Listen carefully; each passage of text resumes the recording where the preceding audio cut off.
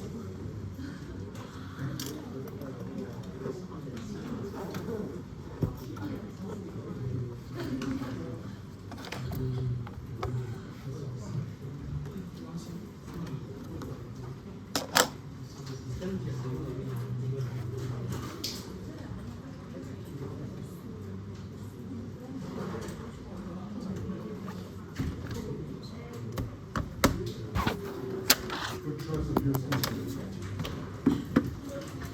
You can find that here. Good choice. I lost one. Oh.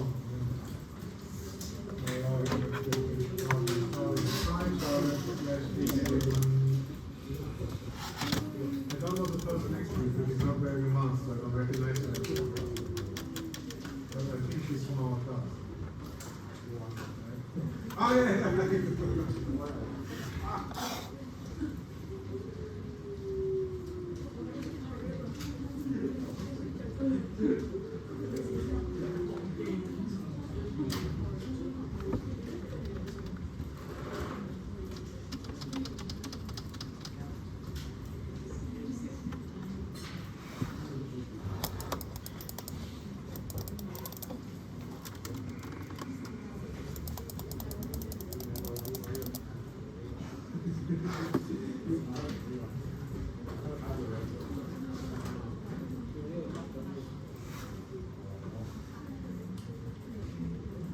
Okay, I think we can start with our favorite thing to do, the attendance. I know, it's so much fun. I love it so much. And we're starting today from the back. Mani is here. Honam. Honam is not here. Chun Wong. Ilan, Nan, Lang, Sir Q, CY, Sinyi, Sinyao, Kake, Kiwa, Chakim, Kiolam, YG, Chunki, Ho Ying, Paklun, Chakin, Yuki, Ting Ting, Sam Yu, Hai Hong, Ching Ho, Hon Yin, and last but not least, Chuckling. Thank you very much. That's it. Now, before I start, there's an announcement I made. There's two announcements I made actually. Just so the first announcement was, well, there's three. Well, let's start with the first one.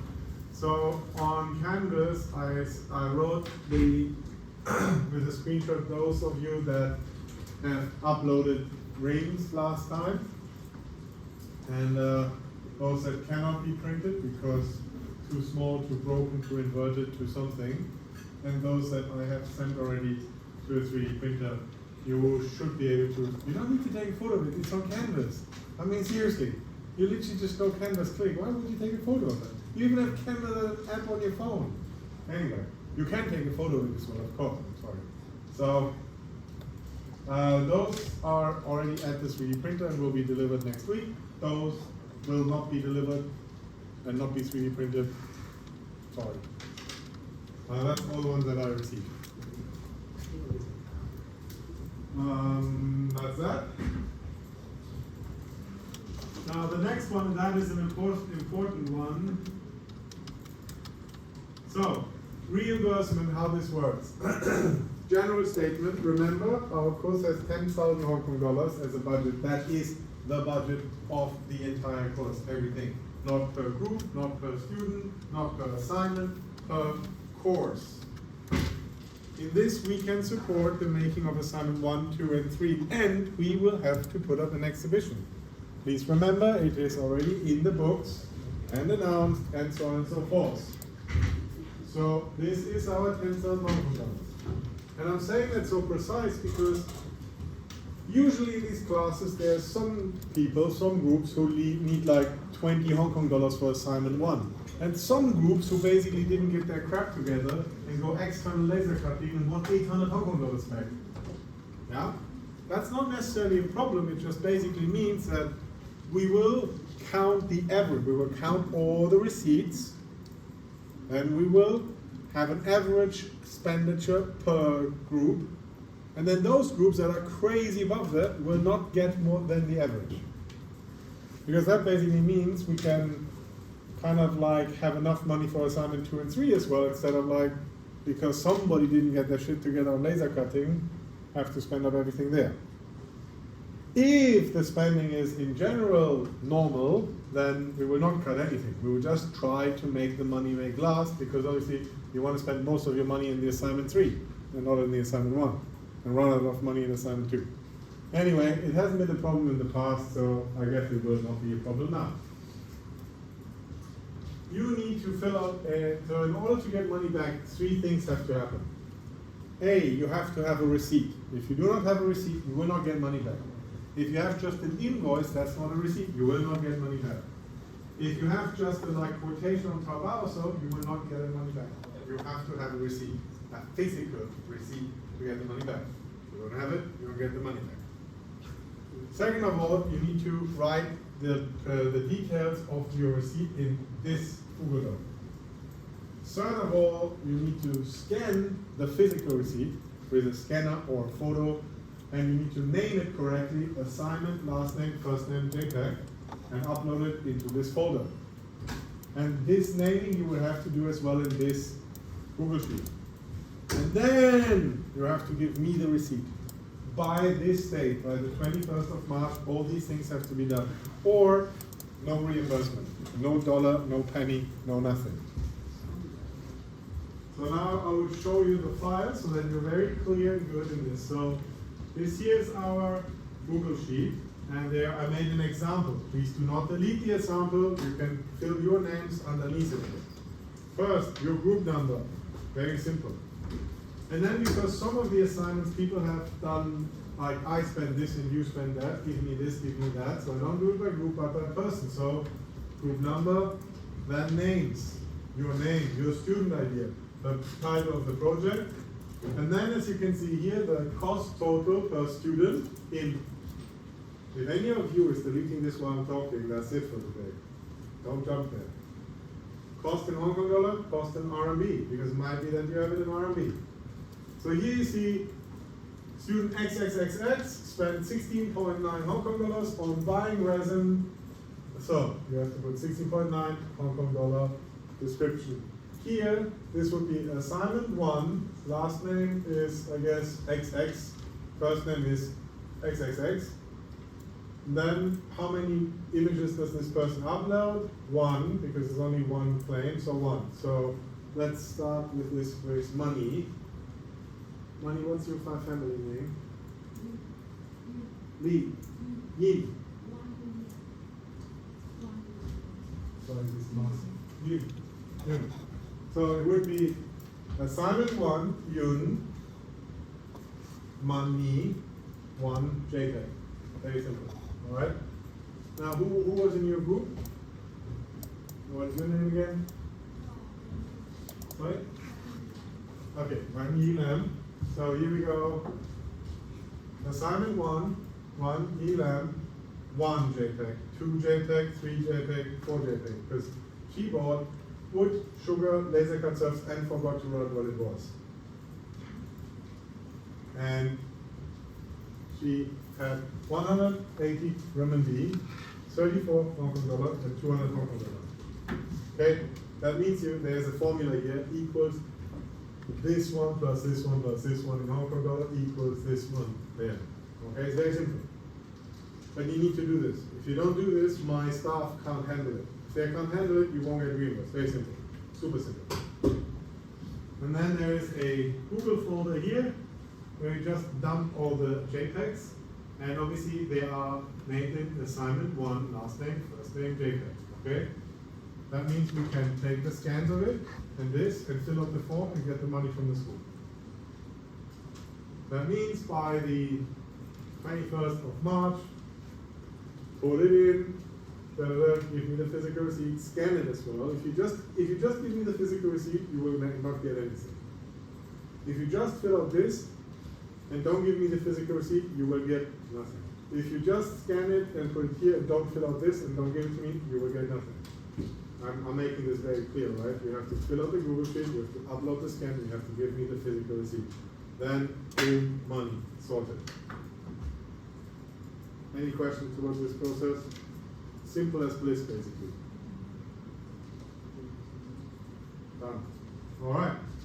Then I think we can come to our 3D printing lecture today, which is much more exciting than cost reimbursement, although cost reimbursement is fun. This is, by the way, as well how we do that for assignment 2 and 3, of course. It's not only for assignment 1. All right. So today we have 3D printing. Yay! So much fun. My favorite lecture of all times.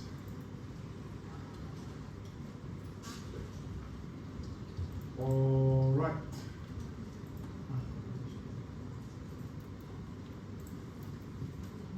So, first of all,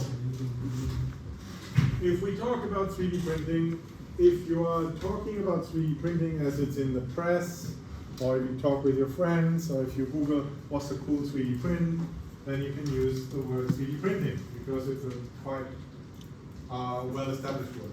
But if you want to look up what's, for instance, what's written on like Scholar, what papers have been written about the newest shit, blah blah blah, then if you're typing 3D printing, you most likely get not such good results. Because it's actually called additive manufacturing. So it's a Google thing. If you type 3D printing, you get the results for the end customer. If you type additive manufacturing, you get that what is actually the latest, newest, hottest in terms of research. So it depends on what you want to do, but one is basically more research oriented, or more where we are going with this, and the other one is more consumer oriented. Right, next, and this is the most interesting one. So you remember a laser cutter, okay? A laser cutter has 2 axes. It goes forwards and backwards and it shoots a laser, right? Well, it's very simple. A 3D printer is basically the same, apart from that either the bed size goes down or the print nozzle goes up. Which means it is a lot less complex than a CNC milling machine. We have the CNC milling machines where we talked about degrees of freedoms, right? With the up, down, left, right, or going at angles. So a 3D printer has exactly 3 degrees of freedom. It goes up, down, left, right, back, forth. So it's very simple. And every single 3D printer on this planet at the moment that is commercially available, there's some experimental that do something different, works in exactly the same way. And that way is vertical. It means any given geometry that has ever been invented by humankind, which is in a Euclidean geometry, can be sliced. So we're taking a super crazy whatever geometry, yeah? And we can, even with holes inside of it, alright, we can slice it. We can make a slice here, and then make another slice here, and then make another slice here, make another slice here. Okay? So you remember that from the laser cutter, where we basically did a contour. That's what a 3D printer does. It contours a model vertical or perpendicular to its printing direction. And then it takes this out here, and this would be then so-called a slice. So here we have this slice, and next to it would be this slice. Okay? And if a model is full core, which means it's with the same material inside as on the outer side, then the 3D printer usually would go in a so-called a tool pass, similar to the CNC milling machine, and would fill this slice either by extruding something out of the nozzle or by hardening a substrate. Okay, and then it goes to the next slice. That's why when you see this basically are layers of material being deposited one on top of each other. That's for every technology. There's many 3D printing technologies. They all work the same way. We take an object, we slice it, we build one layer, then the next layer, then the next layer, then the next layer, then the next layer. Okay? Now, that obviously leads to some problem with geometries. Even if your layer is 0.001 millimeters, and some 3D printers can do even finer than that, it obviously means that you would see and feel this kind of layer striations. The more horizontal the layer or the geometry is to the built back surface, right? If the back is here, and we build up this way, then if something is really flat on here, like not like this, but really flat, so let's say this element here would have obviously a slice here, and then a slice here, and if the slice has this size, then you see, oh, the resolution of this print, you will start to see lines appearing, okay? Good. That's very important to understand. It's not something you can change, it's just something to kind of like, yep, okay, I got it, 3D printers work from there to there, got it. Very simple. Easy, not as easy. So here you go. Now let's go through some of the 3D printing methods that we have. So one of the most versatile 3D printer that is there, and it's very ubiquitous, like you can find it anywhere, is called a Fused Deposition Modeling Printer, or FDM. Those are the ones that yeah. So what's the advantage? They're cheap. They have no patents. They have a huge, maybe the largest variety of material, because it's basically put material through a nozzle and deposit the material like toothpaste. And if you take toothpaste, look, that's fused deposition modeling. So then we can only think about like, how do we get the material through the nozzle? That depends on how hard the material is. Many of them would be needed to be heated up, so the nozzle is a big heater. Some are gravity, so it just runs through. We'll see a couple of them. You see though, in all these, there is one layer and there's another layer. Hello. Do you want to go outside and have your conversation? You can do this, it's okay, come back in 10 minutes. So just put all 3 of yours absent, okay? Otherwise, how do we do this thing on the polite level of things, that we do not try to interrupt each other like that? Okay? Thank you very much. So, 3 levels, not 3 levels, layers. The biggest problem with that is delamination. So if you think about it, the machine basically comes through. Let's see if there's something white. I'll zoom out a bit.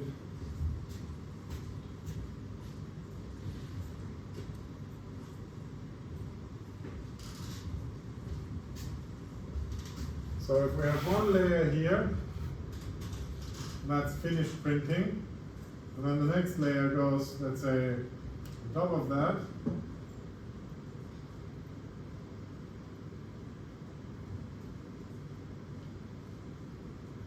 And what's keeping that layer to be sticky to that layer? Well, that's the biggest problem of all 3D printing technologies. There's delamination. It's like if one layer does not stick to the next layer. And that leads, in all cases, every single case, to failure And that failure usually means that the whole 3D print has to be started again. So the biggest worry of any 3D printer is the so-called failure rate and the delamination. Okay, let's look at some printers. So this is the RepRap. This is a RepRap that was developed as a research in the University of Wales, as to replicate a machine by its own means, which obviously didn't work because they could only 3D print a couple of elements. But as you can see, 3 engines, 3 motors here, 3 axes. These things called filament. So there are thermoplastics. So it's a plastic that you can heat up, then it gets soft, and then it goes through the nozzle, and then it prints it out. Now, this is the most common household desktop 3D printer that you can find. You can buy it for under 1,000 RMB already. You can build yourself for under 500 Hong Kong dollar. It's fairly simplistic. Hot nozzle, feed the filament through, put it on there, keep the temperature, then delamination doesn't happen. They come in very big. This is the so-called big wrap. This photo though is complete bullshit. I mean, the size is correct, but you cannot print the geometry with this method like this. And this is maybe the other interesting thing to remember. But you should clean this up after class. See if we have a here. Okay. Basically, if you want to print something like this, worry, I will talk for a bit of mine.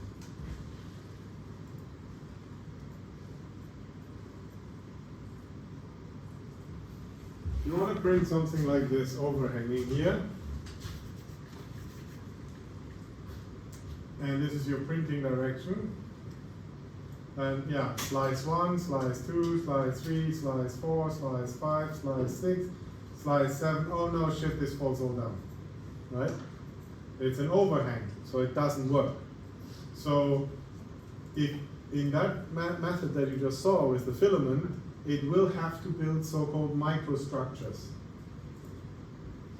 So in order for this to be 3D printed, the printer will start automatically already here to build these tiny microstructures to then, when we come to this point, be able to support this, okay? It's a very annoying thing because it means like all of this material you can basically throw away afterwards because it's good for nothing. So some 3D printers need substructures or a secondary material, and other 3D printers do not need any substructures, which makes them already pretty much superior in terms of sustainability, material usage, and as well geometrical complexity. Because imagine you would have a 3D print that does something like this, then it would build little substructures here, but you cannot remove them anymore. You cannot, they're literally in the print. You can't put a tweezer around this angle here to kind of get them out. So some 3D printing technologies, they can print anything you like, but you might not be able to remove the support structures anymore. So that means they are unusable for you, or they might be very problematic for you to use. Let's say, for instance, in the easiest case, if you have a sphere inside a sphere, so I want to have a little ball, and that little ball is in a bigger ball. Maybe I make a little hole for looking in there. Or maybe I have another, and that one I have in another big ball. A little bit like a Chinese ivory balls, right? Carving. So this, and you want to retro, like a toy or so. Cannot do, not in this method, because obviously there would be support structures here, and here, and then inside it, and then inside here, and that means these you can never ever get out. So some geometries and some elements cannot be done in certain technologies. We have lots of technologies. So fused deposition modeling is, as said, a common one. And the cool thing about it, so these are with a filament of plastic, but the cool ones are, you can do a lot of materials through a nozzle. You can put clay or ceramics, you can 3D print ceramics already and fire them. It's really cool stuff. I mean, you see this guy here, this is a tetrabot, so it works slightly different. It has 3 legs, and the nozzle can basically extend and retract. Because obviously the bed, the build size, the build bed cannot go, so it goes up, so the nozzle goes up. There's a piston that pushes clay or ceramic clay into the nozzle, and the nozzle prints it layer by layer. Of course, the geometries you can do have only a certain level of overhang, right? Because if it would be too much like a 90 degrees, then the clay would just fall down. Makes sense, right? So you see all the fire elements in the back, there are not too much overhang or undercut. They just have an overlay that is minimal. You got them in really big. This is for concrete printing. And here, of course, the Tetra printers, again, are the only ones that make more sense, because instead of 4 legs, you can do it on 3 legs, so you save material. And that point can be negotiated in space by extending or protruding one or each of those 3 arms. And yeah, then you can build fairly big. Concrete printing is so very, very tricky. So here's your gravity-fed nozzle. Because with concrete you have even harder problems of like it needs to be liquid enough to go out, but it can't be too liquid, because otherwise it just basically goes on the floor and that's it. So how do you harden it super fast? That's much research is getting at the moment into how do you inject super fast concrete hardeners after the fact of the coming out of the nozzle. Now, one of the printers that I have in my lab that you will be able to use later on in this course as well is a ceramic printer. So it works like you've just seen. And here what is interesting, this is maybe the only 3D printer that gets really exciting when you think about the printing versus the model. In most of our cases of laser cutting, of CNC cutting, although in CNC already a little bit, and in the 3D printing, you have, here's my model, say my arm, and boom, here it is 3D printed. And it looks exactly the same. Because that's the idea, right? You don't want that the machine does something that makes the arm look different.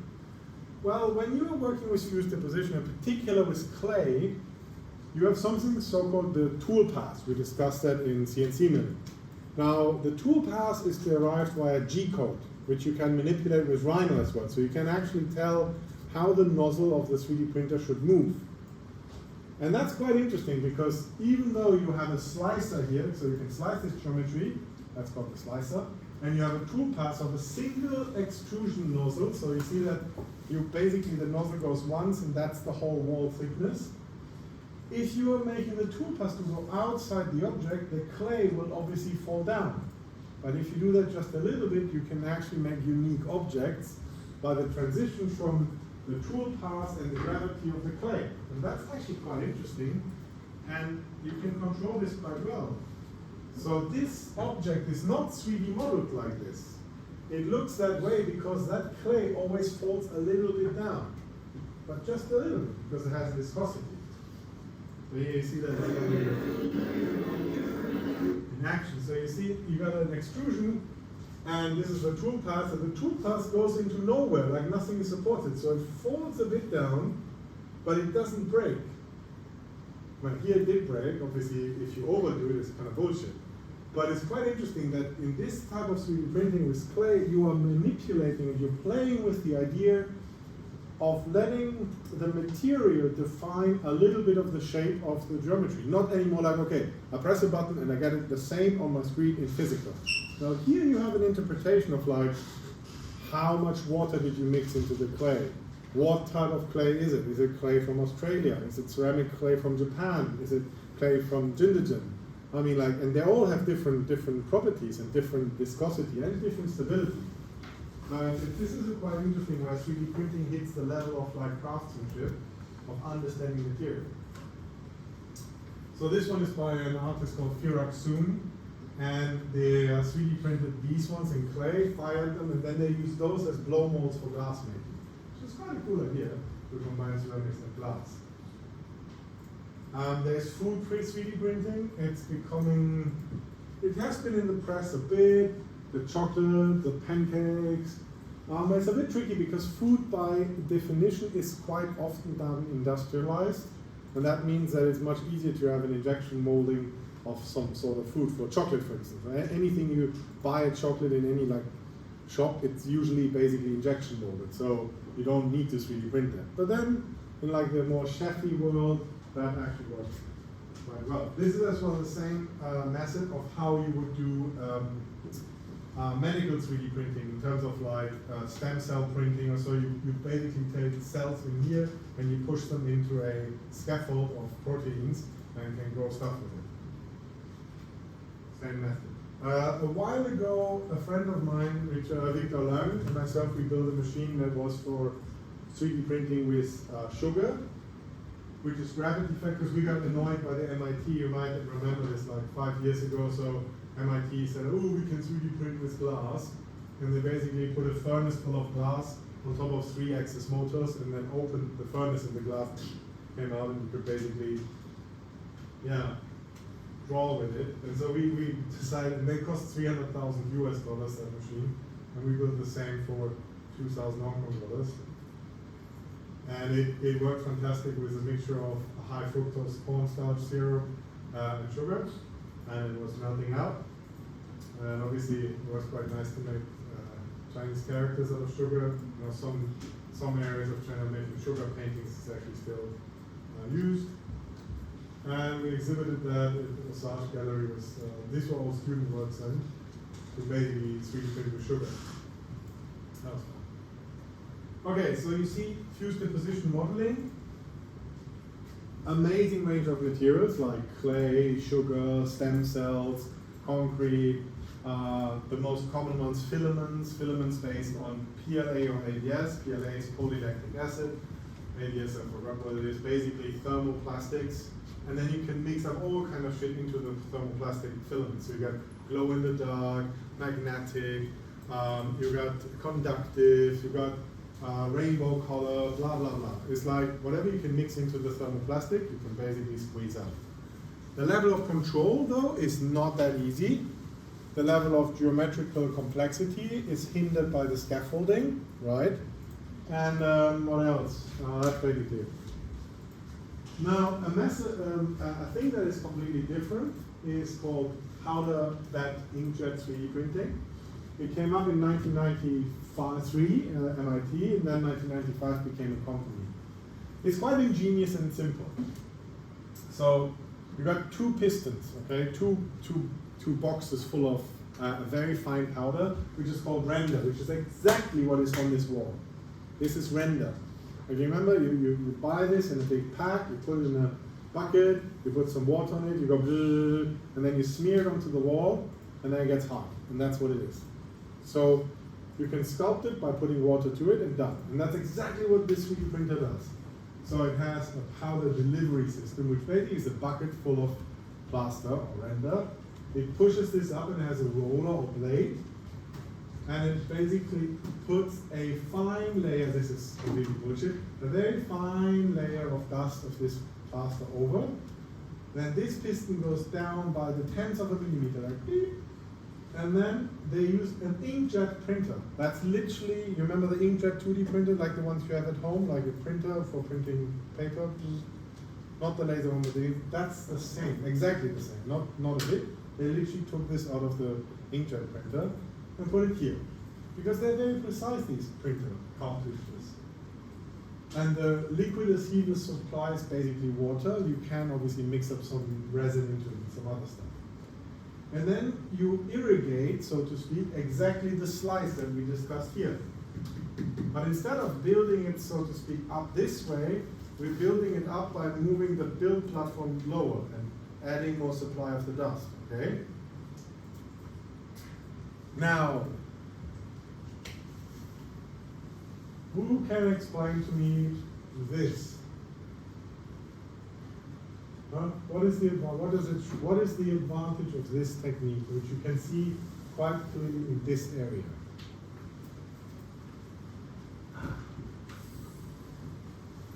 Do it. I know you know it. You know it. You know why this illustration shows this element, which is an overhanging element. I don't know. handle. I don't know. Okay, let's try again. So what is the main advantage of this technology, do you think, towards the FDM 3D printing? Anyone? It has something without the support. 5 points. That's it. Okay. So this is very clearly the main advantage of this technology is you don't need any support structure because this bed of powder is holding anything that could potentially be overhanging. So no support structure needed here, which is quite awesome. It basically means you can 3D print anything you want, anything you can make, and the excess powder, you simply use a vacuum cleaner, vacuum it off, and put it back into the machine. So 0 waste and 0 limitation in terms of geometrical complexity, even with moving parts. So you can 3D print this all in one go, and as well in different colors, because yeah, it's an inkjet print, so you can just mix more colors into it. The downside of this powder bed printing is that it's made out of plaster, which means if you drop it, not very strong, not a strong part size. Very precise part size, good for coloration, good for demonstration. There has been as well a bit of research in adding ceramic particles into the plaster to make it fireable, but that research is not very good presently. So at present there are not good commercially available results where you could fire that into ceramic, not happening at the moment. Because that's a holy grail, can we make it into ceramic? Because who wants plastic if you can have ceramic, right? But ceramic printing is very difficult, very, very difficult. So, powder bed inkjet printing. They can come in big, that's about 5 years ago. Enrico Dini from Italy tried it very big. Surface quality not so good, and in terms of building architecture out of it, nah, it just didn't work because you need a giant amount of this powder. It's not very smart for outside, so people have stopped doing research on large scale with this one. This ugly guy was my former teacher. So he's nice but ugly, it's very sad. He printed something in sand. That was interesting. Smart guy, of course, because he thought like, okay, how do they make engines? Like big metal engines, you know, like if you build a ship and you want a big metal engine, how do you do this? You cast it in metal. Okay, sure. So where do you get the big form for making the casting metal? Sand. Most of the time, big metal forms are with very fine sand, where you make a mold, you make the object, you press it into the sand, you take it out, you put some powder in the sand, and then you put the liquid metal into it, like for engines. And so there is actually companies that 3D print with sand. They used to do this only for making the molds for engines, for big metal stuff. But then some people came up with this, some architects saying, oh, can I use that for something, including this guy, which already shows you here it's not very smart, because here it broke already, because this is made from sand and resin, so it obviously doesn't have, it's developed to be a mold that you put flat and then you put hot liquid metal into it. So making it as an object in itself doesn't really work. Sometimes I hear from the company, sometimes I don't. It seems to be like not really going well. But they call Voxeljet, not bad. There's some offshoots of it like Sand Hero, Sandhelden, which make bathrooms out of it, but not really. It's a bit tricky to say where this is going. And obviously the surface quality is quite rough. I mean, yeah, it's big, but when you can look at it, it's like, yeah, nah, too sandy. This one is the largest I've ever seen. This is in the FRAC, the French in Orléans, the museum, where Hans Meyer and Dillenberger, the guys that did the big column, they 3D printed all of this in the same sandstone, sand print. You can see that here as well, but in parts. So that's 4 years old. I haven't heard anybody doing more of that because it's simply heavy, it breaks during transport, it's quite annoying, it just doesn't do the trick yet. Hans Meyer, that's my own one. So I did this in 2005, which is like about 18 years ago. So, Hans Meyer and Dillenberger moved on to do robotic carving of styrofoam with giant hot wire cutters that basically can do this, so that's quite cool. Seen that one a bit coming up, but it's obviously subtractive, not additive manufacturing. This one is for the Bayreuth Opera, which is once a year the big spectacle in Germany. Okay, now let's come to the super cool, this is one of my favorite technologies. It's widely available in China or Hong Kong or worldwide actually. It's pretty damn smart. It's very precise and has zero limitation. So we do exactly the same as before, right? Like we got a big bucket full of material, we got a roller or blade, we got a fabrication bed, the fabrication goes down, the powder goes up, the blade goes over. This all takes place in an oven.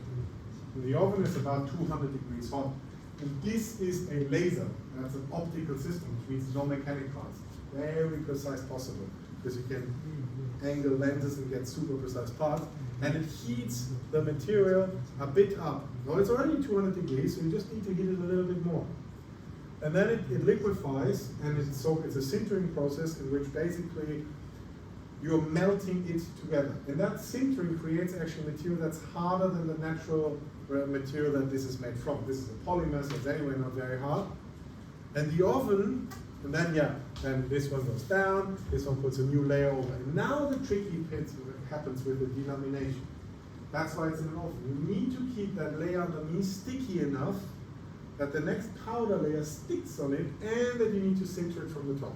And that's why that's in an oven, to not have it cool down too much. Because as you all know, because you're all geniuses, if you cool down something, then it warps, right?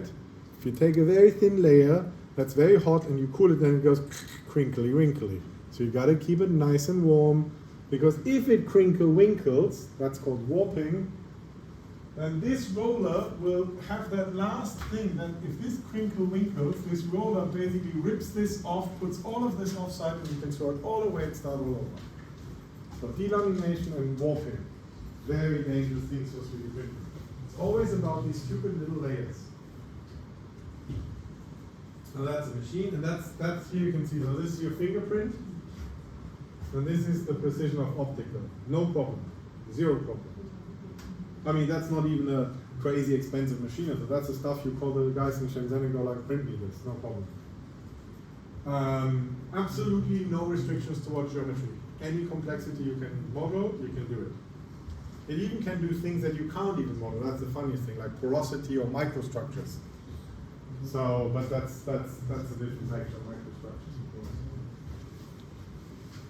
What can we do with it? Fashion, that's Iris van Herpen, she did a lot of it. Many fashion producers started to try to work with it. You can make moving gears, so chain mail or any of that, all down to the kind of like hair level. You can do this, no problem. So that's very useful. It does have a limitation towards the material. It comes in this polymer white or polymer black. Here comes the disclaimer. You should listen. This is how you make money. Anybody who likes to make money from this class, this is how this works. This is my dear friend Stephen Ma, who was a student like you. Did some 3D printing, decided to make more 3D printing, decided to be business to business between 3D printers, opened a company called Xuguorens in Shanghai with his wife. They printed everything at their wedding, big press thingy. Sold shares of his company, 4% of his company 6 years later for $12 million US. Had exactly 6 employees. So zero overhang, super smart B2B 3D printing for companies.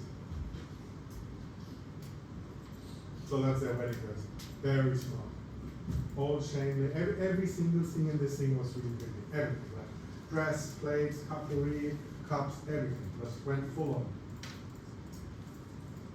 I did a bit of this type of 3D printing when it comes to discussing the surface of it.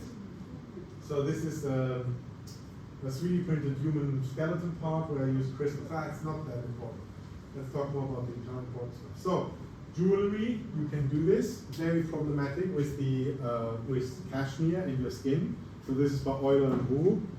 Some architect jewelers. She became quite famous with this stupid necklace. Looks pretty. Okay, I give it to her. Sorry, I know them personally, so I can kind of like be a bit dismissive. What I always had the problem with when I did jewelry was this stuff, this SLS stuff, it really sticks to your skin, so it gets fatty from your skin, and if you have a cashmere jumper on, it rips it out. So I was always like, I don't think this makes sense to work in this in here. But they did, and Vogue loved it, and who cares about your cashmere jumper if you have it. So anyway, that was that. Now here it goes cool. Well, this is Stephen Ma again. Stephen Ma, Mr. Super Smart. He realized, okay, new phone comes out. Can the phone make the phone cover? 3D print the phone cover. Ooh, you're talking about money, because everybody wants a nice phone cover. These ones are, this one is a little chain link, so it's movable. This one, super ultra customizable. Collars, all of that, you can dye them. You can take SLS material, dump it into any of the collars that you use for coloring nylon cloth, and it will perfectly absorb the color. So he quite makes a lot of money with phone cases. Again, 6 people, little business. Anything that goes lower than 5,000, you don't need to make an injection mold. You just basically ram it through the 3D printing machine. Your largest 3D printing hub on the entire bloody planet, okay, is in Shenzhen. You just need to sit in Hong Kong, design stuff, send it to Shenzhen, send it to the next business who sells it off, cut 5% for yourself off, happy days done. Even if it's 2%, you still make a lot of money. And there is an absolute insane appetite for shit like this. Smart design ideas on 3D printed mobile phone covers. They get cheap as well. At the moment, we're looking at a price range for SLS 3D prints of 6 to 8 RMB per cubic centimeter on the stupid level of yours. Like if you actually pull it together, you most likely go down to 4 to 5 RMB per cubic centimeter. This thing is a mobile phone case. Per volumetric cubic centimeter, you're looking at a production cost of maybe 20 RMB. Mass customized 3D printed phone case, you can easily ask like 80 RMB for that. The rest is just pure profit for you minus taxes. And shipping is called SF Express, which is cheap shit as well. So, make money by being creative. Don't think you're the cheap artist who can't make money. You can make a lot of money. You just have to kind of like get out of this idea of like, oh, I'm making films and artist and I will be poor forever. You can do this, what you learn here, if you apply it, you can make a nice living. Anyhow, this one is the dumbest machine that you can find on the planet. We have one at CityU. It's called the Laminated Object Manufacturing Machine. So what it basically does is a glorified laser cutter with a gluing machine that sticks laser cut paper pieces on top of each other. And obviously the problem with that is, yeah, it's called a paper jam. We have it already in photocopy machines, so why did anybody think that this would be a good idea?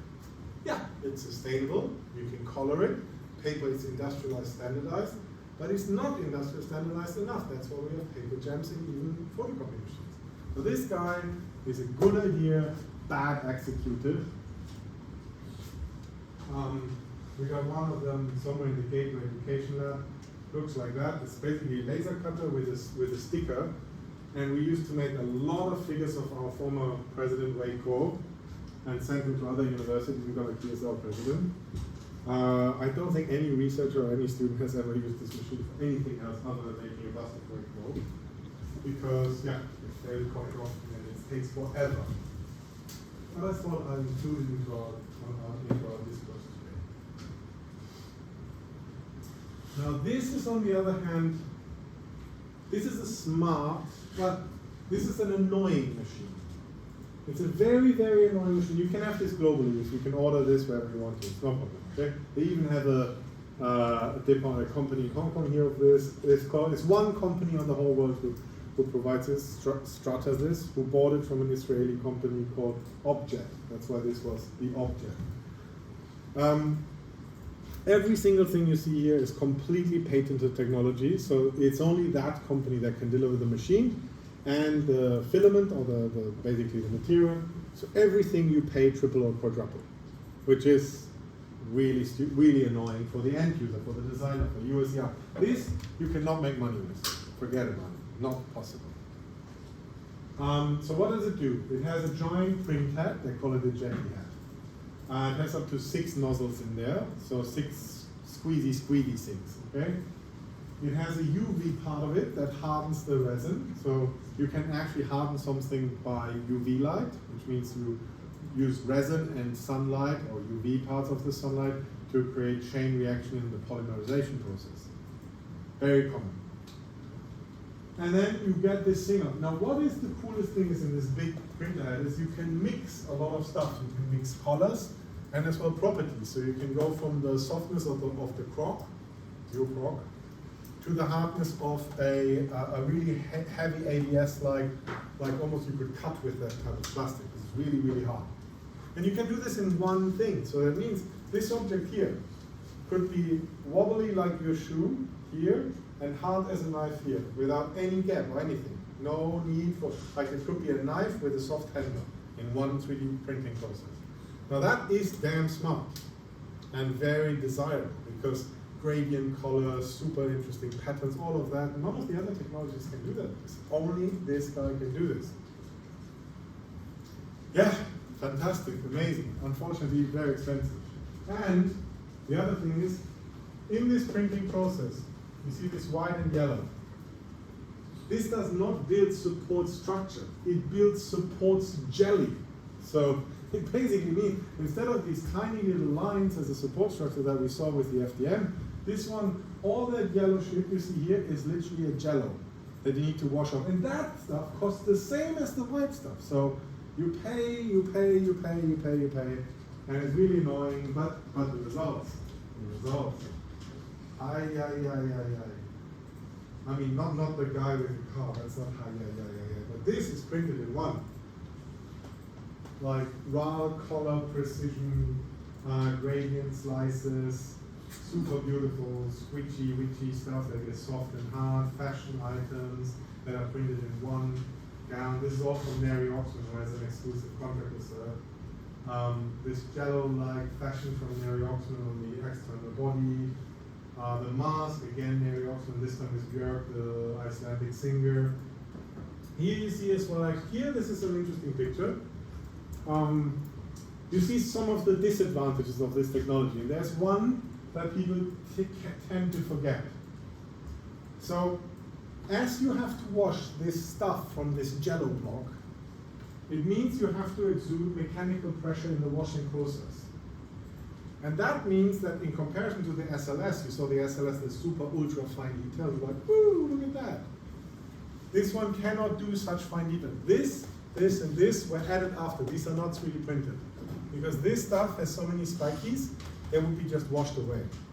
And as that is a mask that she has to put over, it has to be flexible.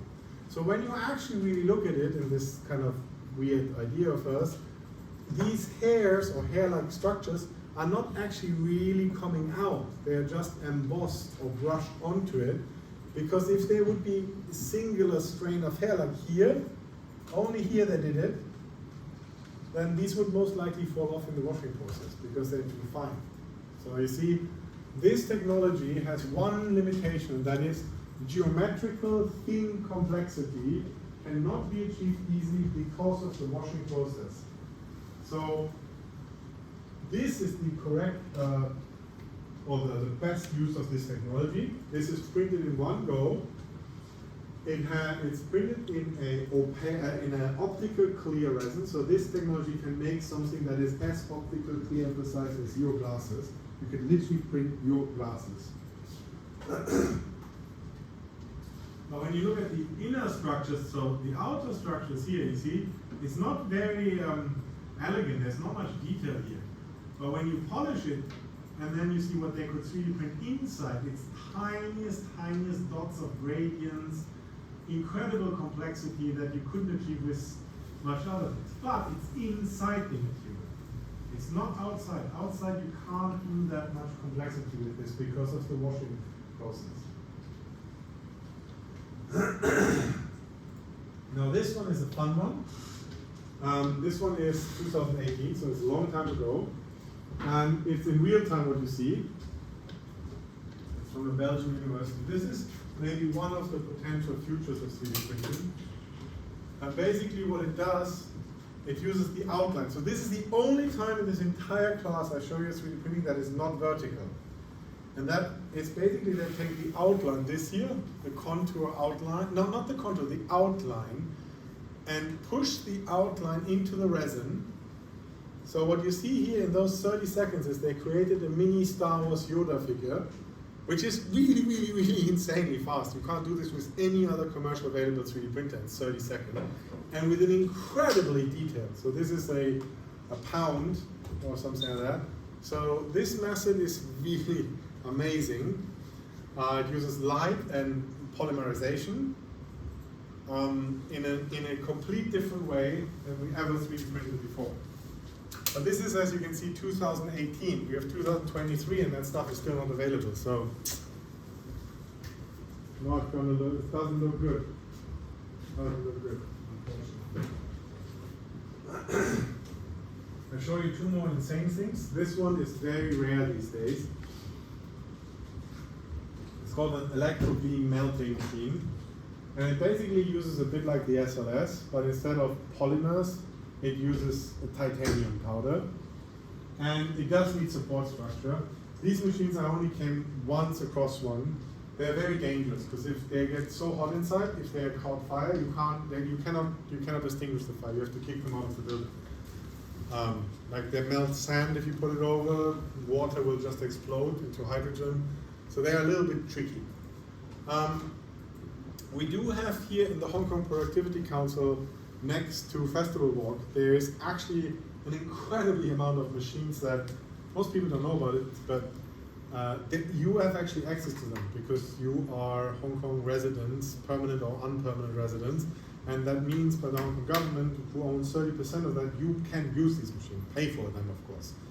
But they have some machines that are really insane, like metal 3D printers for instance, where you can literally directly print in stainless steel. Those ones are more using like SLS methods, and they can't go up to titanium. The SLS method that you can commercially print in metal already are all alloys. So I have some alloy parts of that I can show you later.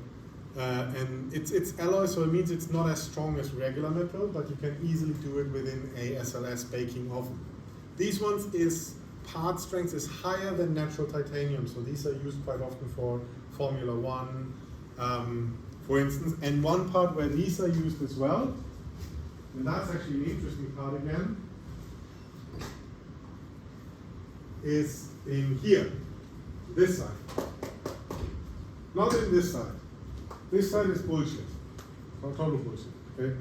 If you have an accident and half your jaw, whatever, yes, today we already 3D print bones. Yes, we do them out of titanium, yes.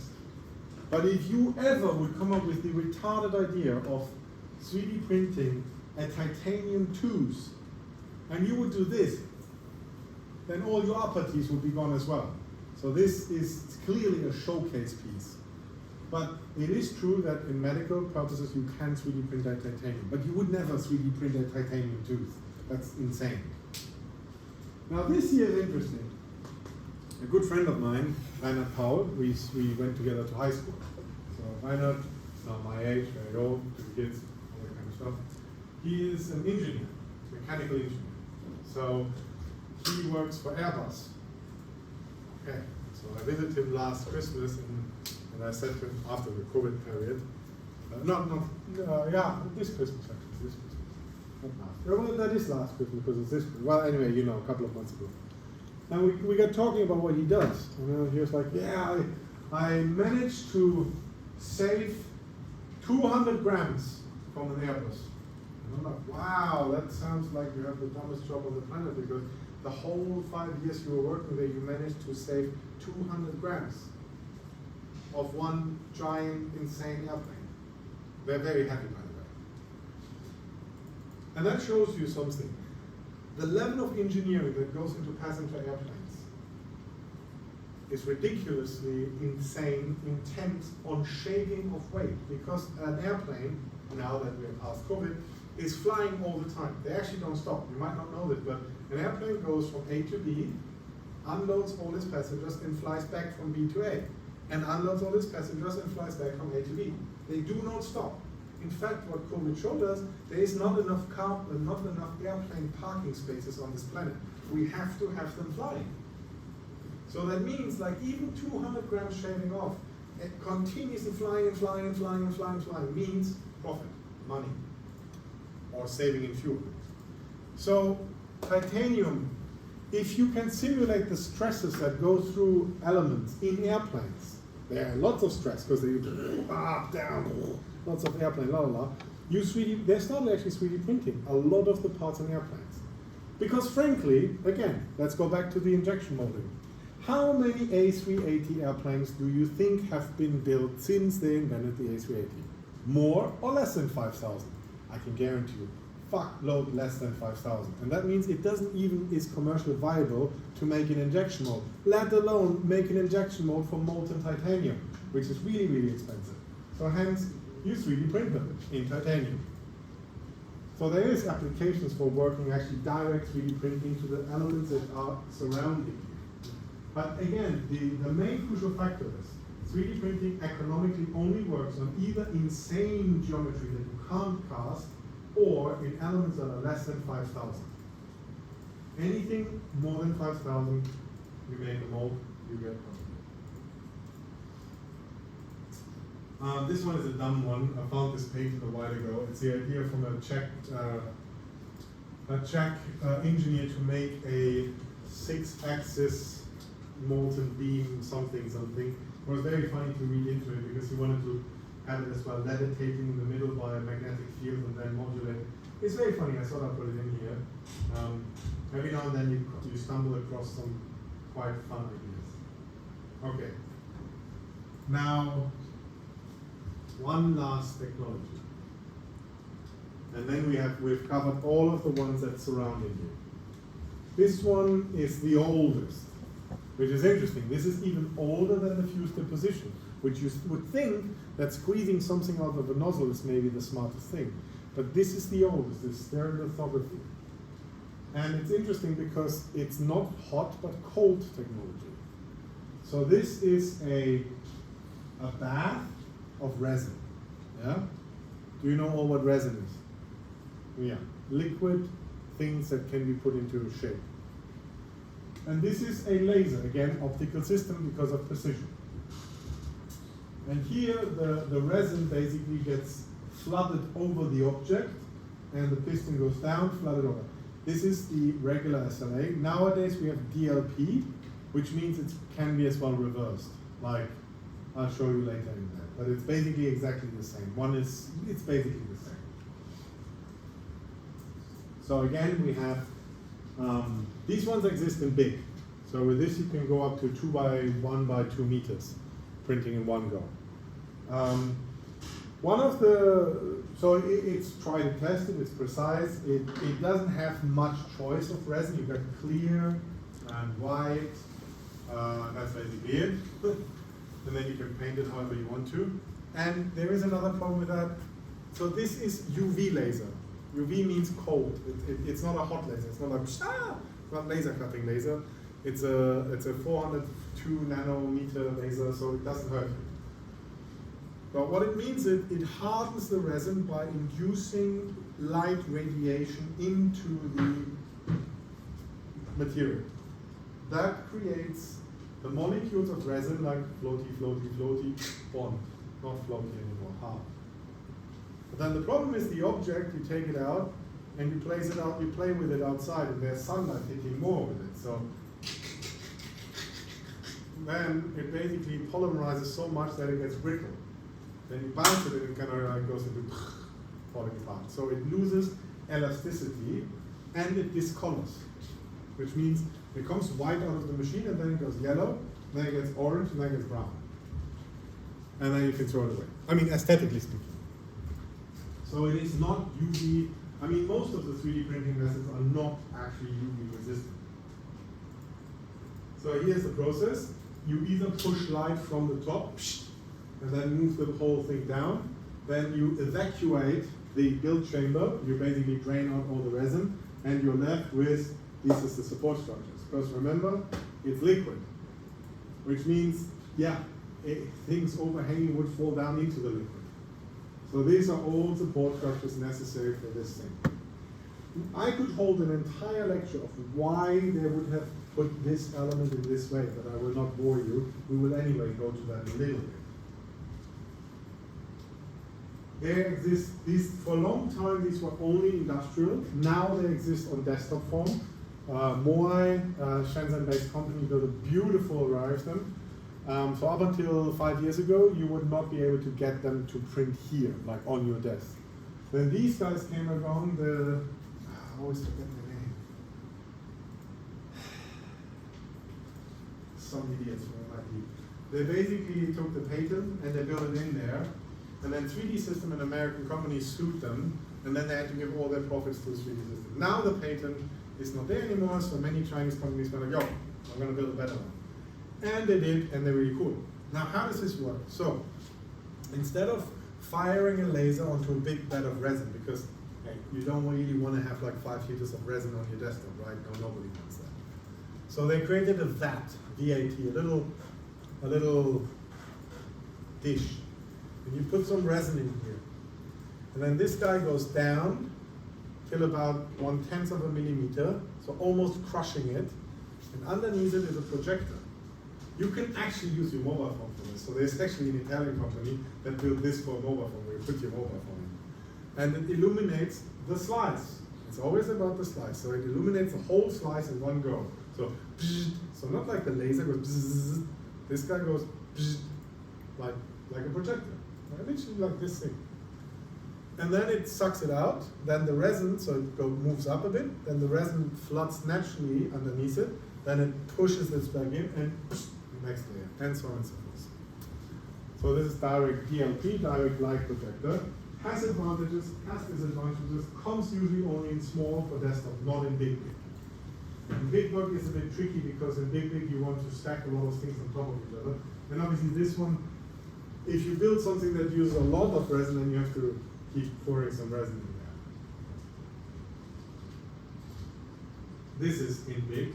This is the mammoth of Materialize.be, Belgian company. Belgium somehow, out of some weird reason, 20 years ago, started to be really excited about 3D printing. So there's quite considerable industry in Belgium as well.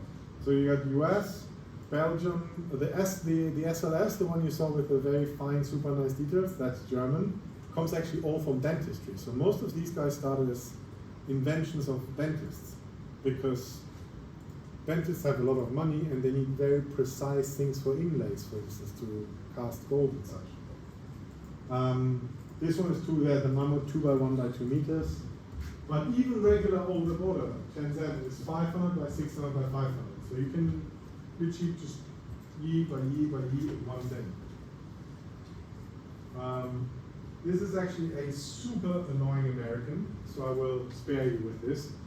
He goes to Shenzhen, yes, and he shows what a factory in Shenzhen looks like. And the thing is why I don't want to listen to him is because he has this super weird colonial shit that he goes, oh, look at that Shenzhen, which is kind of like, you just have no clue what you're talking about, so I find it offensive. But it is he's, no, I can't do this. Anyway, so he's talking a bit of like, oh, this city, I don't understand it, it's not American, blah, blah, blah. But it becomes actually interesting is, so he meets his friend, and then they talk more trash about Shenzhen, because they're obviously too stupid to use WeChat, so they don't know where to go. Which is like, look at that much of the video is just basically not talking about 3D printing. And then they come to this factory, a factory that I've worked with. They're really nice people. I actually know this guy, he's a cool guy. And he shows them around, and I just thought it's kind of nice for you to see what a 3D printing factory looks like. So yeah, this is usually one shop floor. So this is the main business of Shenzhen, and or the main business of the whole world in terms of 3D printing is SLA, the one that I just introduced, resin. Because you got big machines, very low failure rate, very cheap, 1 renminbi per cubic centimeter. 1 renminbi. No, actually that's not true. With these guys, I pay 0.3 renminbi. So, and I don't have a high volume. So if I would go high volume printing, I most likely push it down to 0.2 renminbi per cubic centimeter. So he explains a little bit how that is. You can choose materials, higher quality materials, usually from Germany, lower quality materials. In that case, usually from mainland China, because, well, I don't know why it doesn't matter. He explains as well, like, the resin part, the different machines a bit. He shows like, see, this is where the laser basically cures the resin. And that's interesting with the DLP because that would be all in one, so that's kind of faster in some way. And then they explain, yeah. Then the interesting bit happens because then, so you have one floor, obviously all is in orange light because blue light has UV, so everything would get very sticky, so I want to avoid that.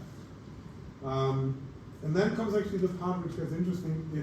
It's how, so there are 24 hours running, everything. Gets a little bit interesting when he shows like what happens after the print. Yeah, come on, move on. Okay, he talks a bit specific, which is interesting that humidity has to be less than. It's actually really nice. There's a lot of specificity that I didn't even knew about humidity, for instance. Right, come on. Yeah, fine. I'll zoom forward a bit.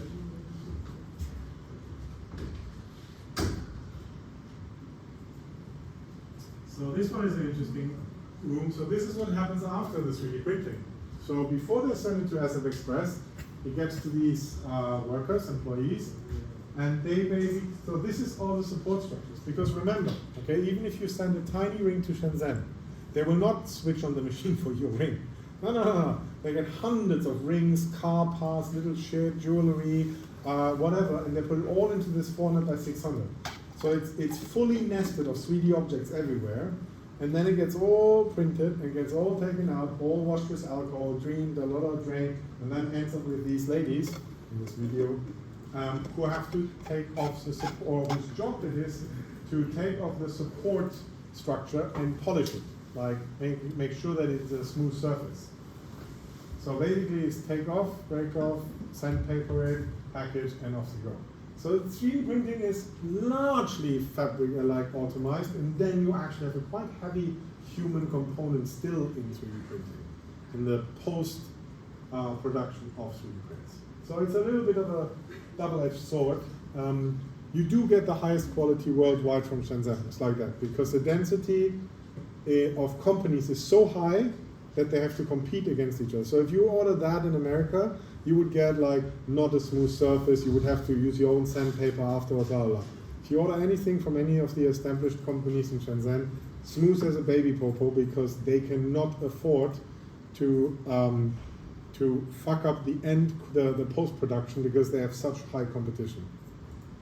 That's really a lot. This is what happens when you use them to use injection molding.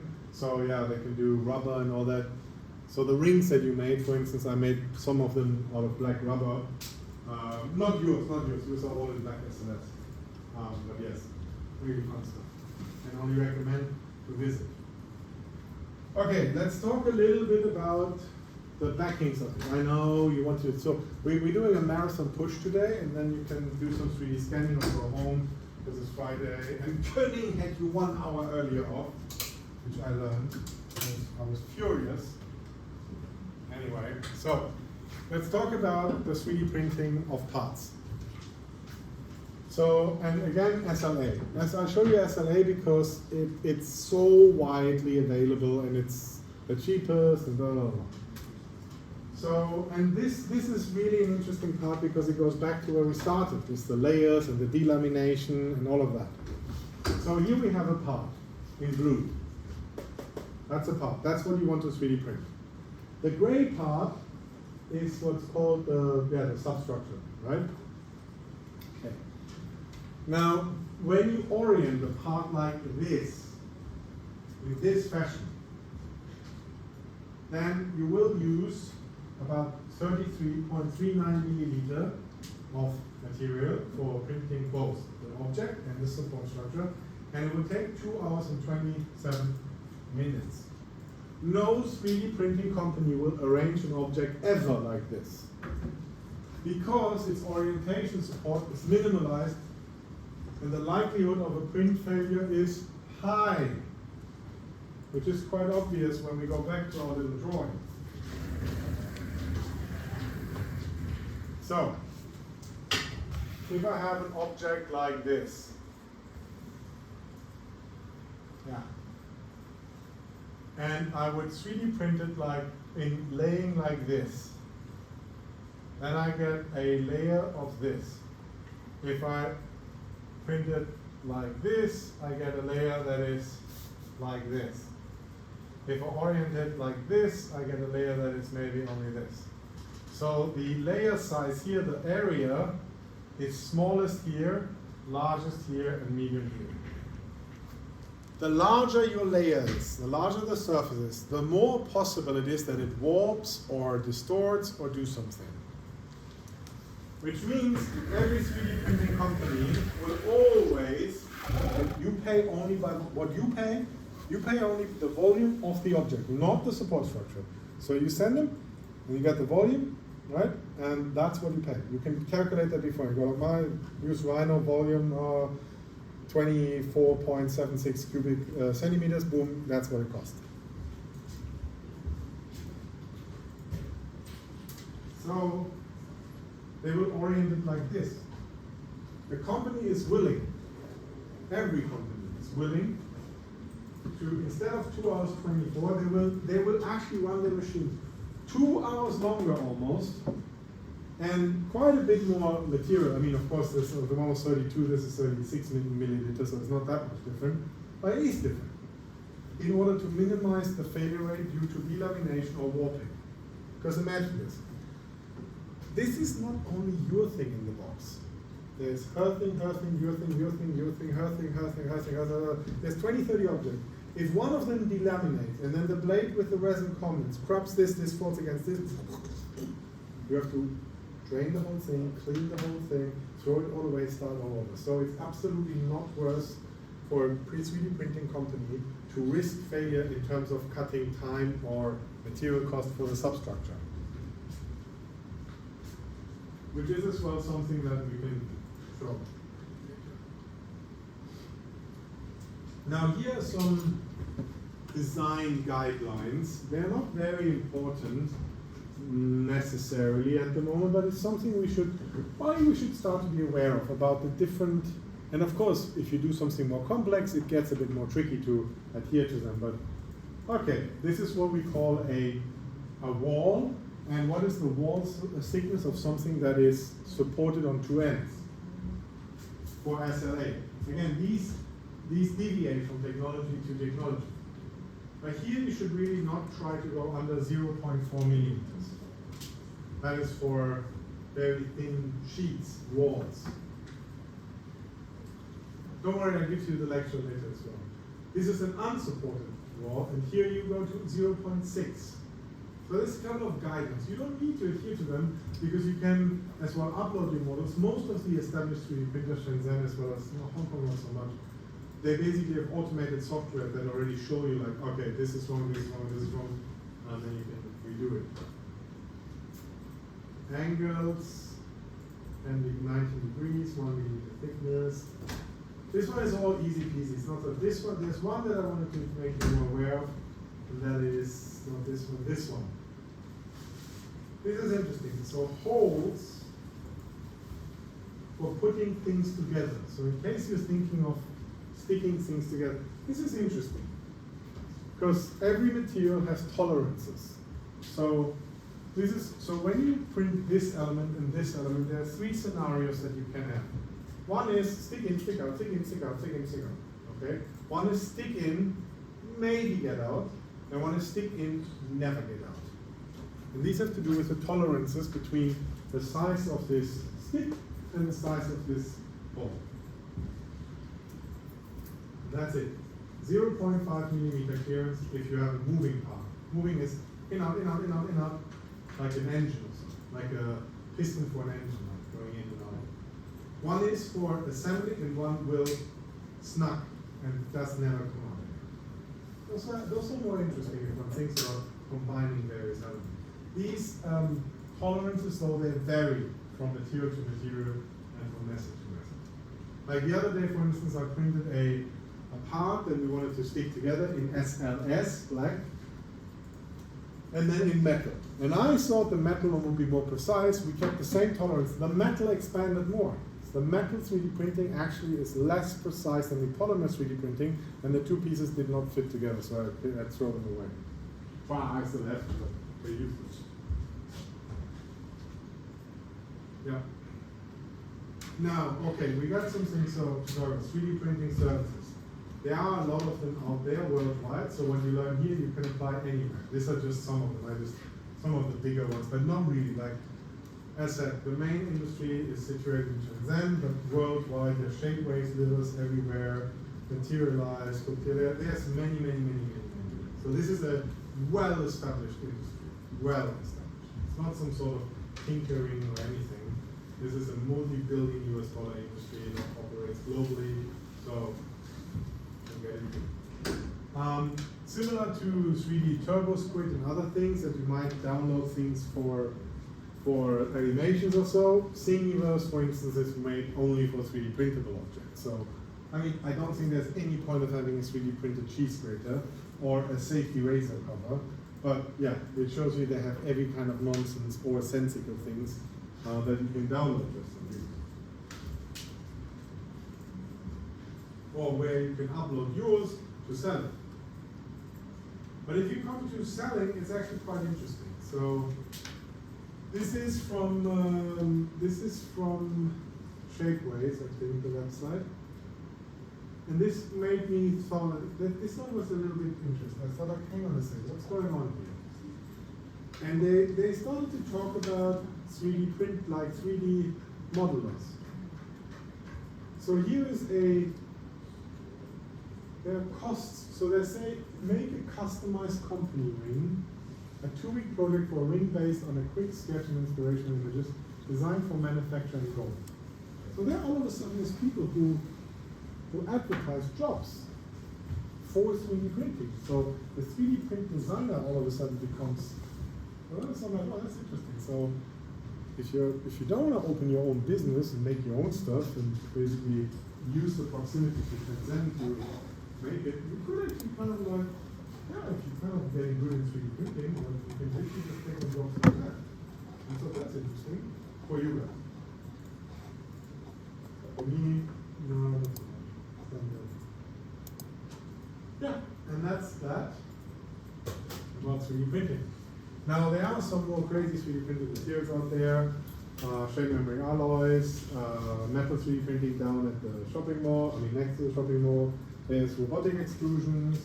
There is metal direct printing like gold and silver, but those are really hard to find. So if you want to do gold ring or earrings or anything or silver of that, it's usually you send it there, they print it in wax, and then they cast it in gold, silver, etc. But you can do that as well. Like jewelry, it's a big business, and most of jewelry today is actually 3D printed in wax and that investment. That was a long lecture, huh? That's not too bad. Okay, I just wanted to go through Mesh Mixer. Let's take about 10 minutes of break. I'll then send you a file. No, I'll demonstrate. I don't think you need to have a file. I'll just demonstrate it for you. So how about we come back at 4:40, and then I'll show you a little demo, and we can do some 3D scanning as well. Then around 5 o'clock or 4:50, so 4:50. Well, no, 5 o'clock we can. If you guys still want to 3D scan, you look like you want to 3D scan, right? Oh yeah. I came only here for 3D scanning. Yeah. Who wants to 3D scan today? Arms up. 1, 2, 3. So 1 group, 2 groups, 3 group, 4 group. Okay, maybe I should not show you how to repair the mesh, right? Maybe we should go directly for 3D scanning.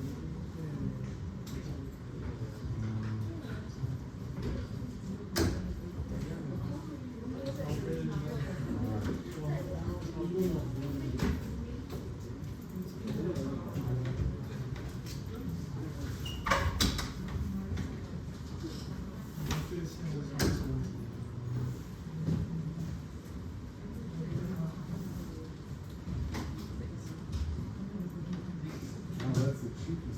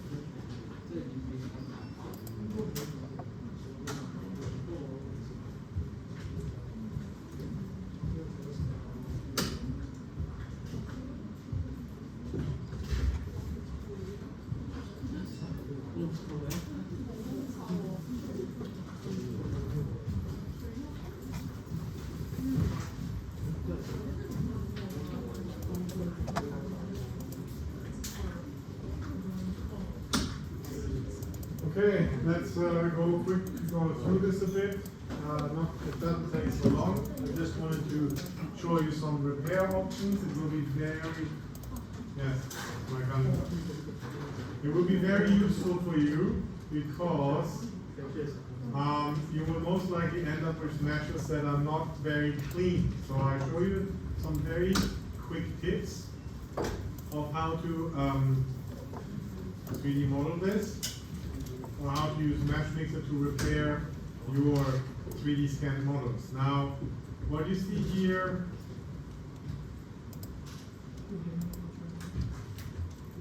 is a 3D scanned figure from a museum. It's fairly a good scan. It has still a couple of open parts. Now, one of the things that you would do when you get a scan like that, you obviously would optimize the scan towards how many faces it has. So the first thing always would be to do your select and select the entire object, and then use your edit remesh in order to remesh it. I don't need to do this because I've done it so far, but remember we have dramatic differences in the size of the object in terms of megabytes, and as well it would be a lot more handleable.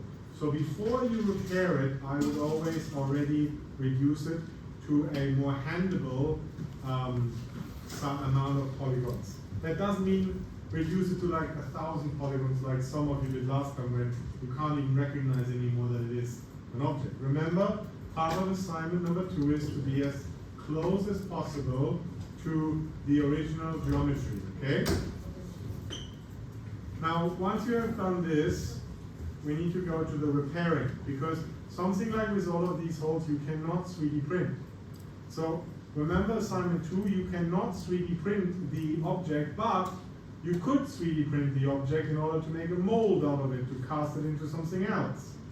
So you can use 3D printing either directly as a mold or as making the object to make the mold of, because your object is maybe too fragile or too whatever, right? Depending on the type of method you have. So the first thing is the analysis and the inspector. Now the inspector will show us a number of things that are broken here. Obviously we see already that the bottom is open, now that's easy, and we can hardly repair that, so we will not repair the bottom first. It is as well not advisable to make an auto repair all, because some repairs will be more difficult. So I would always advise to go through them one by one to identify, okay, this is a hole, fine, done. Flat fill or smooth fill. Here we got another one, another one, another one. Most of them will be done as easy as this. Flat fill means flat, smooth fill means negotiated fill with the surrounding edges. Now, that one was actually the big one already. So here, let's go for this guy. And then we got a couple of them here. Hopefully there will be, you can always check if something goes horribly wrong that you need to use your brushes or so to clean it, or smooth it, or flatten it. But as I said, most of them will be very small parts. I saw today, for instance, the group that 3D scanned the elephant. Everything seemed to be fine. There were some holes like this, which should take about 10-20 minutes to clean these holes for the elephant group, and then they would have a perfect 3D printable or so-called watertight mesh elephant. So here we are. This is everything but the big blue one at the back. Okay, done. Now we do again the inspector, and you see one I forgot here, so it's this guy. And there's a pink one, which usually has spikes.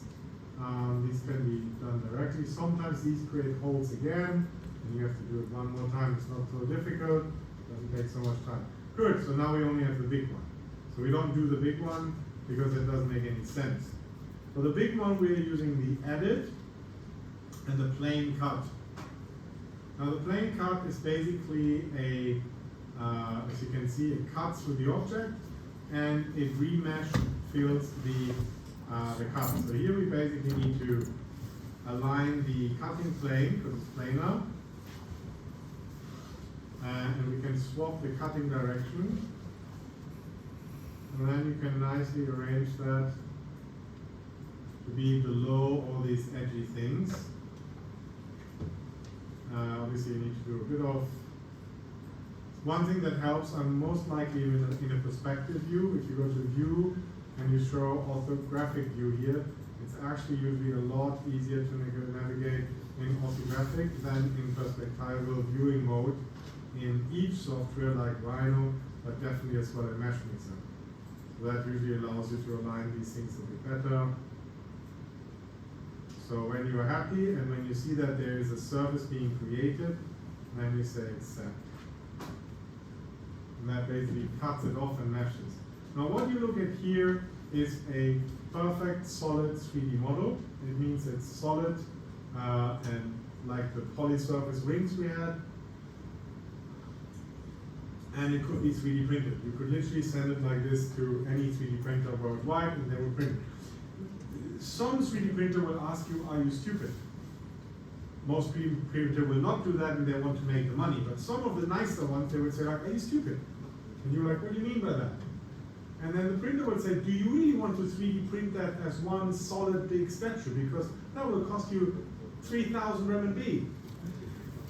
And dollars, like really a lot of money, because it's solid, it's one object, solid resin. Really, remember, we are paying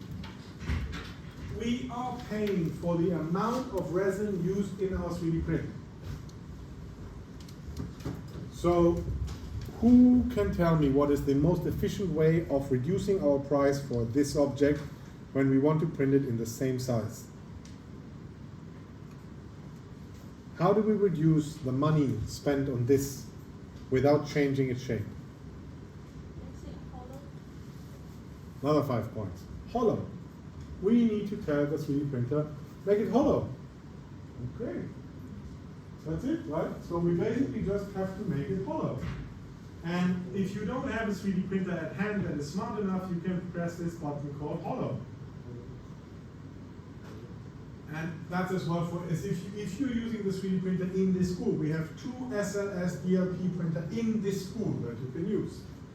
But in order to use it, you obviously don't want to spend the resin. Like remember those bad filled.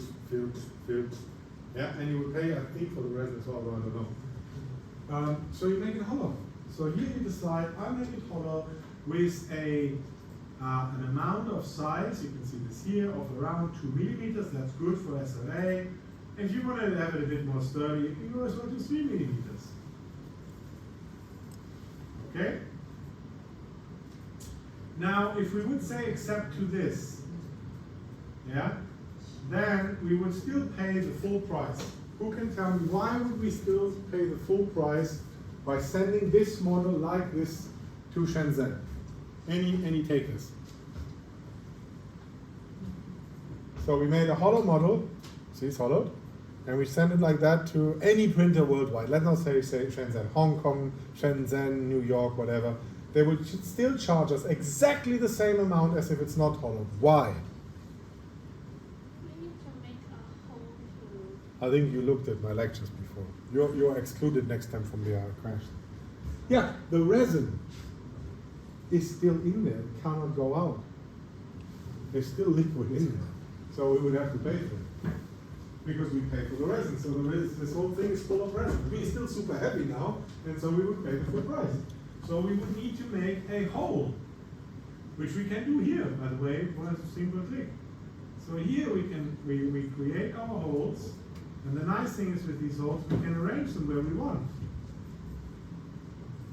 So obviously we arrange them somewhere at the bottom where they don't look so ugly, right? Because we don't want to have our holes where our main element is made visible. We can as well have another hole. The hole radius 1.5 millimeter is a bit little. I would go more for something like 3.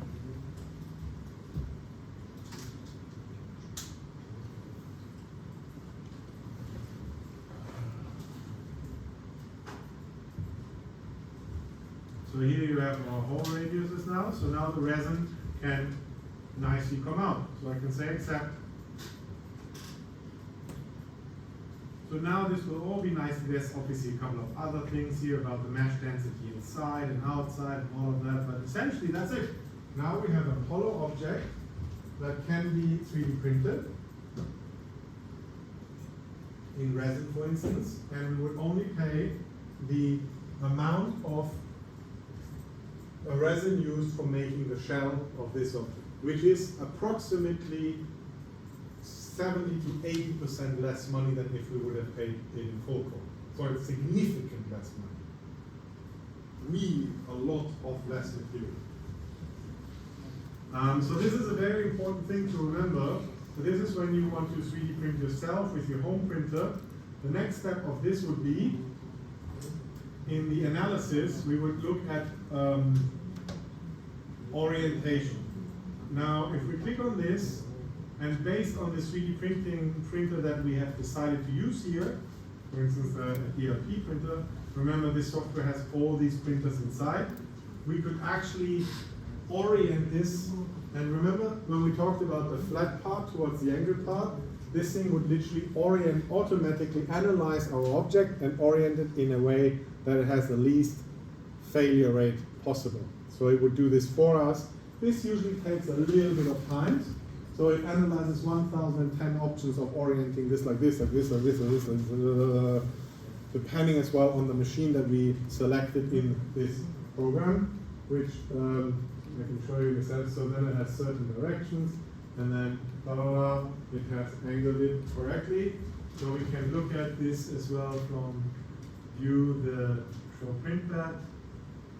So now it has, as you can see, angled it in what it considers the best angle for this machine, which is the MakerBot Replicator 2. Obviously, if we would go for the Formlabs, is the orange one that I showed you, and let's say the Formlabs 2, then it would obviously have a problem because our thing is too big for that, so that's maybe not a good idea. Let's keep it for the moment at the MakerBot Replicator 2X, so fine. So we have multiple options. We can orient it like this as well. And there you see the stats about the use of material, etc. So here we go. Once you have done that,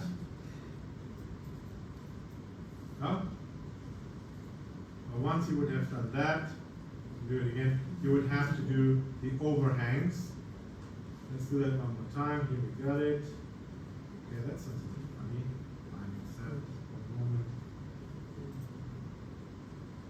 And then we have the overhangs.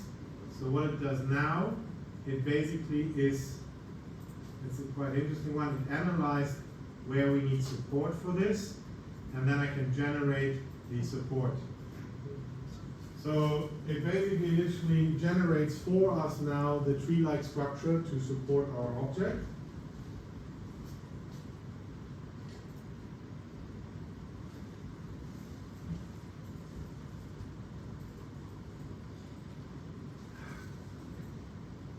This is only important, obviously, if you use your own 3D printer.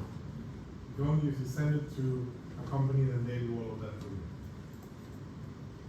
So now it has generated a tree structure, and when it says pruning, it cuts those that are not necessary. So this can take a little bit of time. If it takes today too long, we just leave it and go to the 3D scanner. But once you finish with that, you basically export the whole thing as an STL file and put it on an SD card, put it into your 3D printer, prints itself. No need for anything else. Yeah, Yesterday we doing the louder. Yesterday we doing the reason why some people is cannot fit in this. Yesterday you did what? Sorry, last week. The ring. Yeah. Yes. What's the problem is cannot fit in. Oh, okay. There were many problems why I could not send it to a printer. Somewhere in the inverted faces, like basically having completely open parts or things go inside out. Some were just way too thin, like 0 point something millimeters. You can't print that. Yeah, mostly it was cracked. I mean, the cracks I fixed. When it was just from Rhino bringing it over with the light blue lines, I fixed it for you. But when it was in completely inverted faces or faces missing, then I can't fix it. I mean, I could fix it, but that's way too much of my time. Yeah, the main problem were elements that were way too small, like tiny small, and complete crushed inverted stuff. Those were the main problems. I could go, huh? Is that a face normal photo? The normals are usually okay. It's more like when they're inside out twisted. So if you are taking a, let's say a loft and you go inside and then outside again, then you have reverted faces. So that basically means the 3D printer will not accept that as a volume and it doesn't print it. Like, those were the main problems, I think. There was, yeah, I think those was the main problem. Let's see. No, still cool. Okay, let's give it a minute longer and then we go to 3D scanning. Would be nice to see how it does its support structure. Oh, maybe it takes two.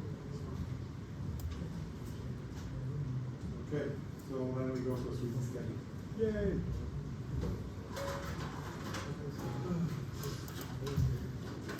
Okay, maybe you can already pack your things and then we go for 3D scanning. We just give it a minute longer. So anybody who needs to 3D scan their object will follow me to my office. Anybody who doesn't have anything for 3D scanning, you can as well follow me and we can have a chat about your project if you want to, if you need some advice. Otherwise, you can have a nice Friday, drink a beer, or don't drink beer, of course, sorry.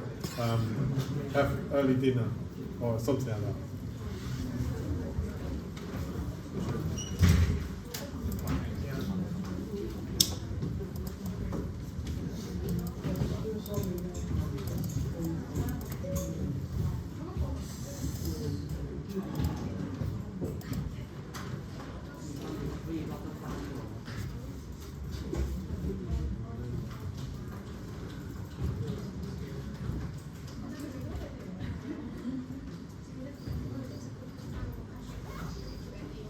You were late.